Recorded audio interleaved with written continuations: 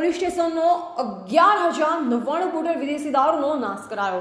કાંકરેજ તાલુકાના મુખ્ય મથક સિહોરીના નદી વિસ્તારમાં સિહોરીના 20 ગુનાનો 4,051 બોટલ જે ₹5,87,101 અને થરા પોલીસ સ્ટેશનનો 13 ગુનાનો 3,960 બોટલ જે કિંમત ₹5,14,217 અને ભીલડી પોલીસ સ્ટેશનનો 36 ગુનાનો 3,141 બોટલ જેની કિંમત ₹5,07,300 મળી 3 પોલીસ સ્ટેશનનો 16,08,618 રૂપિયાના વિદેશી દારૂના જથ્થાનો સિહોરીના નદી વિસ્તારમાં જેસીબી તેમજ રોલર ફેરવી નાશ કરવામાં આવેલ, જેમાં દ્યોતર ડીવાયએસપી પ્રબોધ માનકર, પ્રાંત અધિકારી Deesa Sihori, PI MB Kotwal Thara, PI Bhildi પોલીસના અધિકારી તેમજ પોલીસ સ્ટાફ હાજર રહ્યા હતા। અહેવાલ